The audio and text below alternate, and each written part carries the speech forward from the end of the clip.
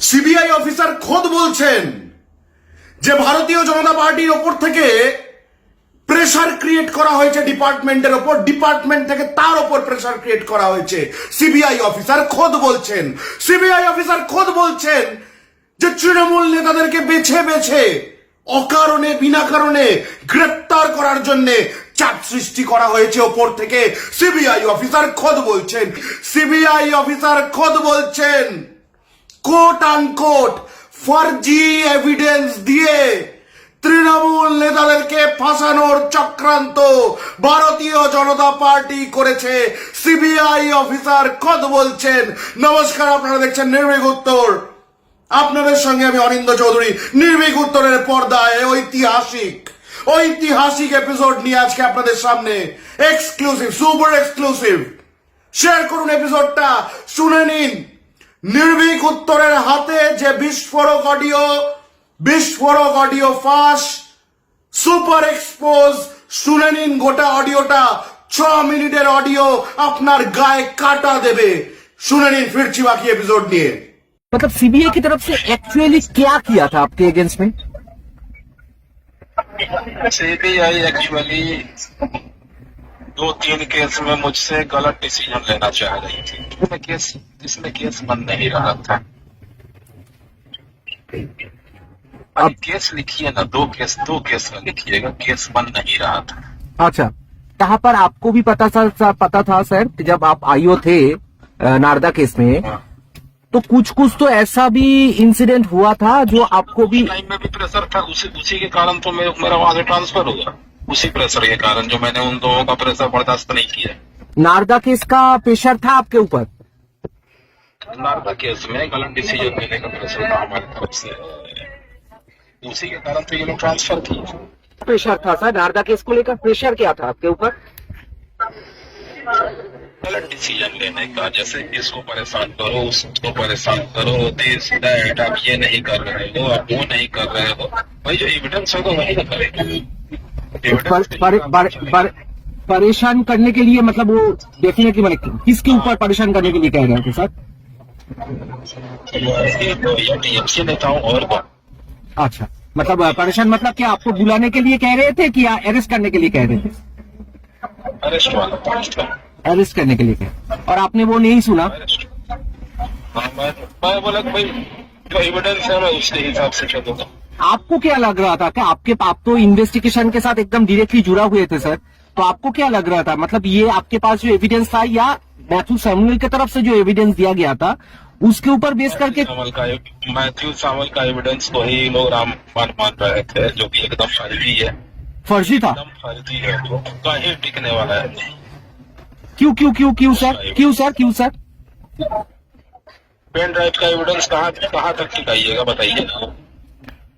आप किसी भी वकील से पूछ लीजिएगा। हाँ। पेन ड्राइव का एविडेंस कोर्ट में मान्य है। अच्छा, ओरिजिनल तो है नहीं। बट सर वही एविडेंस तो हाई कोर्ट में भी तो सबमिशन हुआ था सर, उसी का मद्देनजर रखते हुए तो इन्वेस्टिगेशन शुरू हुआ था। देखो, इन्वेस्टिगेशन शुरू होना अलग चीज है, शुरू करवाया जा सकता है। हाँ। लेकिन हम जो कर रहे थे वो इन्वेस्टिगेशन एंड हो रहा था ना। अच्छा, इन्वेस्टिगेशन शुरू नहीं हो रहा था वो। तो आपका अगर बात मैं मान लूं तो इसमें तो अगर एक ही बंदा एक्यूज होगा, उसका नाम है मैथ्यू सैमुअल। मैथ्यू सैमुअल खुद ही बर्बाद किया है एविडेंस को। कैसे सर? अपने हाथ से बर्बाद किया है भाई। लैपटॉप हो गया उसका, रिकॉर्डर हो गया, असली मोबाइल क्यों नहीं सबमिट किया हाई कोर्ट को?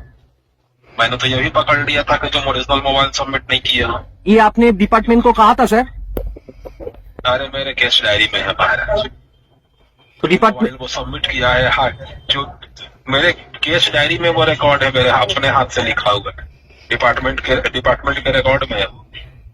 तो डिपार्टमेंट ने तब आपको क्या कहा सर? साइड करो इसको, ये सब देखने का जरूरत नहीं है। समझ गए? अच्छा। जो मोबाइल ऑलरेडी एप्पल कंपनी के सर्विस सेंटर के पास है उसका इस्तेमाल वो कैसे कर लिया? एप्पल कंपनी का सर्विस सेंटर बोल रहा है कि मेरे पास है उस पीरियड में। आपकी तरफ से रिकॉर्डिंग कर ली। आपके तरफ से मतलब कोई रिटेन या कोई स्टेप जो लेने के लिए बोल रहे थे डिपार्टमेंट? हाँ, डिपार्टमेंट मैं सीधे बोलता था कि आपको जो बोलना है राइटिंग में दीजिए। राइटिंग कौन कह रहे थे सर? ऊपर से आदेश आता था डीसीबीआई से, जेडी को, जेडी से एचओबी को। मैं एचओबी को बोलता था आप राइटिंग में दिलवा दीजिए।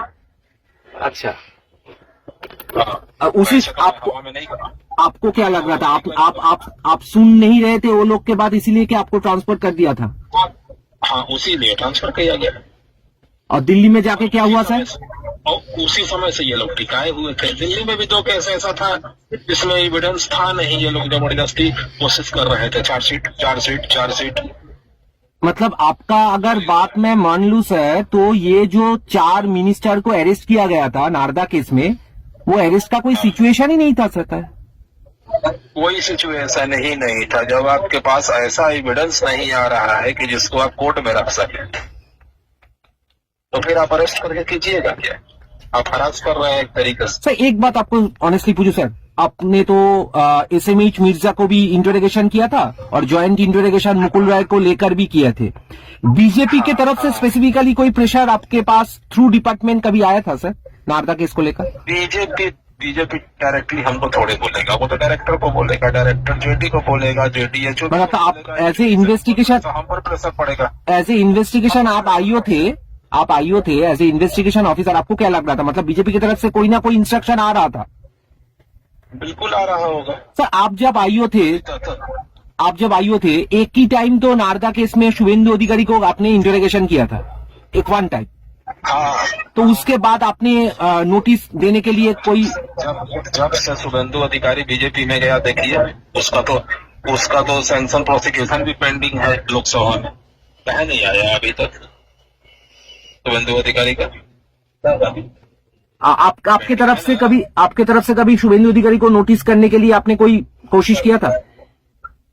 जब से शुभेंदु अधिकारी बीजेपी में गया उसके लिए तो छोड़ दो। मुकुल राय बीजेपी में गया, छोड़ दो उसको। यही सब हो रहा था और क्या, नौटंकी। मेरा भी दिल भर गया था कलकत्ता, तो बात नहीं रहना है। কি শুনলেন?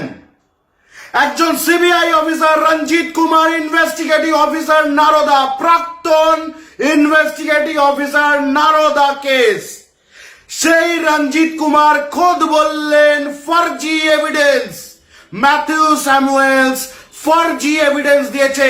সিবিআই এর ইনভেস্টিগেটিং অফিসার অর্থাৎ নারদা মামলার তদন্তকারী অফিসার খোদ বললেন যে ম্যাথিউ স্যামুয়েলস যেই ডিভাইস দিয়ে স্টিং অপারেশন করেছে বলে দাবি করছে, সেই সময় সেই ডিভাইসটি অ্যাপেলের সার্ভিস সেন্টারে ছিল, ম্যাথিউ স্যামুয়েলসের কাছে ছিল না। সিবিআই অফিসার রঞ্জিত কুমার, নারদা মামলার প্রাক্তন ইনভেস্টিগেটিং অফিসার, তদন্তকারী অফিসার, তিনি খোদ বললেন শুভেন্দু অধিকারীকে কিছুতেই আর নারদা মামলায় নোটিশ করতে দেয়নি ভারতীয় জনতা party. CBI officer Ranjit Kumar খোদ বললেন, নিজে মুখে স্বীকার করলেন এবং গোটা বাংলা, গোটা ভারতবর্ষ শুনলো যে রঞ্জিত কুমারকে বিনা প্রমাণে শুধুমাত্র তৃণমূল নেতাদেরকে গ্রেপ্তার করানোর জন্য চাপ দেওয়ার পরে একটা সময় যখন রঞ্জিত কুমার সেটা করাতে অরাজি হয়, তখন রঞ্জিত কুমারকে রাতারাতি ট্রান্সফার করে দেওয়া হয়।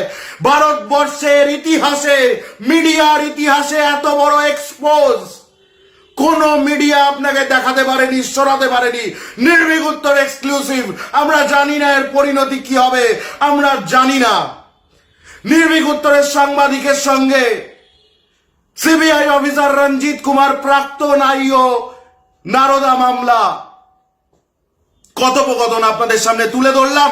এর পরিপ্রেক্ষিতে নির্ভীক উত্তর যদি রাষ্ট্রশক্তির রোশান হলে পড়ে, তাহলে আমরা গর্বিত। তার কারণ এই দেশের গণতন্ত্রটাকে বাঁচাতে বাঁচাতে আমাদেরকে হয়তো বিপদের সম্মুখীন হতে হবে। শেয়ার করুন এপিসোডটা। নির্ভীক উত্তর থেকে আপনাদের সঙ্গে প্রতিদিনের মতো আমি অনিন্দ্য চৌধুরী। ধন্যবাদ।